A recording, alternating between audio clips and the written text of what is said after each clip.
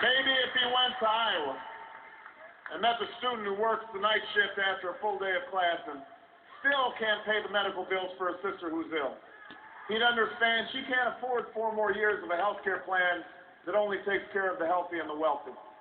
She needs us to pass health care right now, a plan that guarantees insurance to every American who wants it and brings down premiums for every family who needs it. That's the change we need, Minnesota.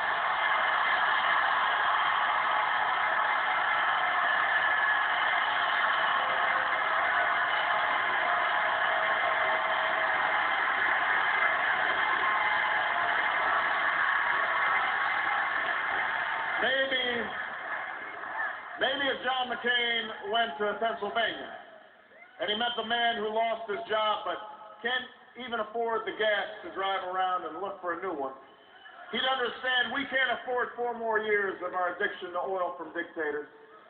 That man needs us to pass an energy policy that works with automakers to raise fuel standards and makes corporations pay for their pollution and oil companies invest their record profits in a clean energy future.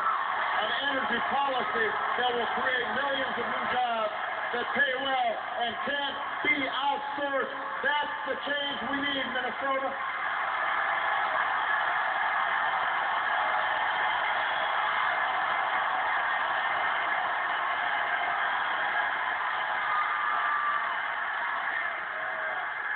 And maybe if John McCain spent some time in the schools of South Carolina or St. Paul, Minnesota, or where he spoke tonight in New Orleans, Louisiana, he'd understand that we can't afford to leave the money behind for No Child Left Behind, that we owe it to our children to invest in early childhood education and recruit an army of new teachers and give them better pay and more support, and finally decide that in this global economy, the chance to get a college education should not be a privilege for the few, but a birthright of every American.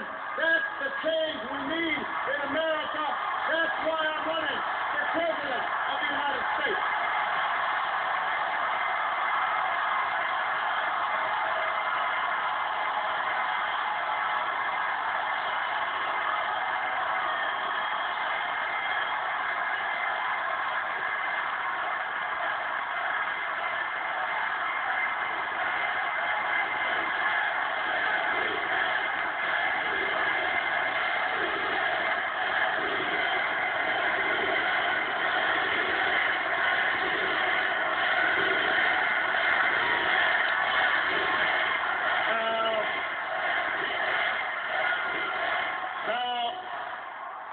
The other side will come here in September and offer a very different set of policies and positions. And that is a good thing. That is a debate I look forward to.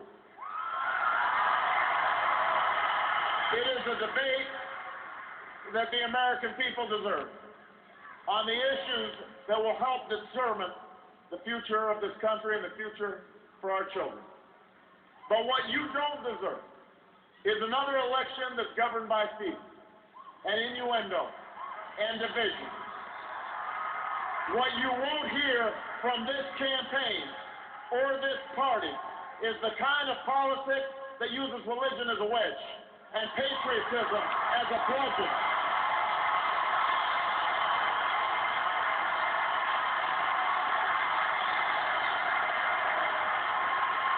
What you won't see from this campaign or this party is a politics that sees our opponents not as competitors to challenge, but enemies to polarize. Because we may call ourselves Democrats and Republicans, but we are Americans first. We are always Americans first.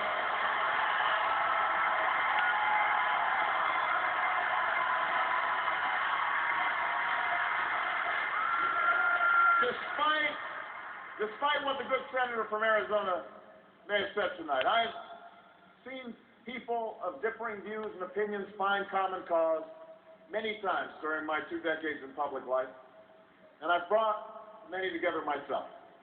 I've walked arm in arm with community leaders on the south side of Chicago and watched tensions fade as black and white and Latino fought together for good jobs and good schools. I've sat across the table from law enforcement officials and civil rights advocates to reform a criminal justice system that sent 13 innocent people to death row. I've worked with friends in the other party to provide more children with health insurance and more working families with a tax break, to curb the spread of nuclear weapons and ensure that the American people know where their tax dollars are being spent, and to reduce the influence of lobbyists who have all too often set the agenda in Washington.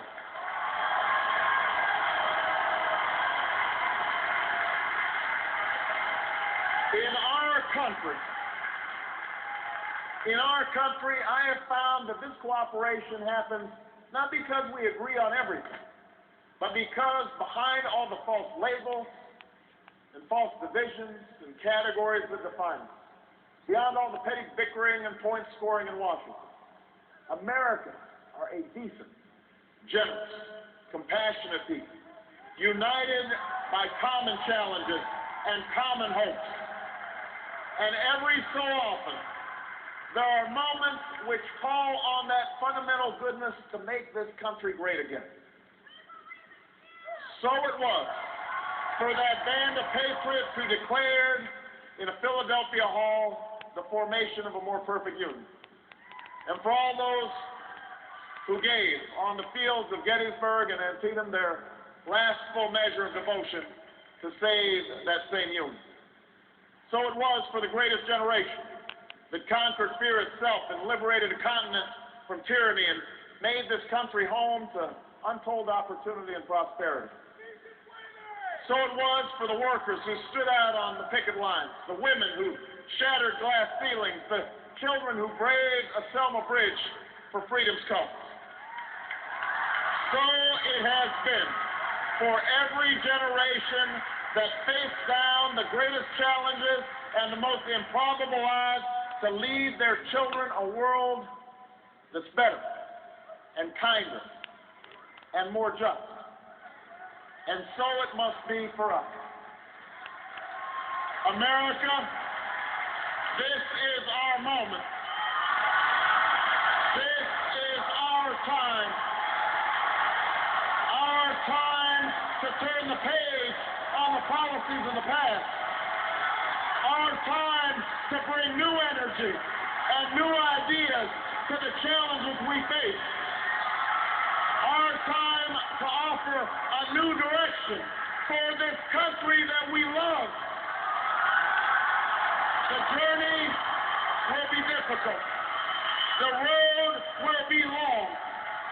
I face this challenge with profound humility and knowledge of my own limitations. But I also face it with limitless faith in the capacity of the American people. Because if we are willing to work for it and fight for it and believe in it, then I am absolutely certain that generations from now, we will be able to look back and tell our children that this was the moment when we began to provide care for the sick and good jobs to the jobless. This was the moment when the rise of the ocean began to slow and our planet began to heal. This was the moment when we ended a war and secured our nation and restored our image as the last best hope on earth. This was the moment. This was the time when we came together to remake this great nation so that it may always reflect our very best selves and our highest ideals. Thank you, Minnesota. God bless you.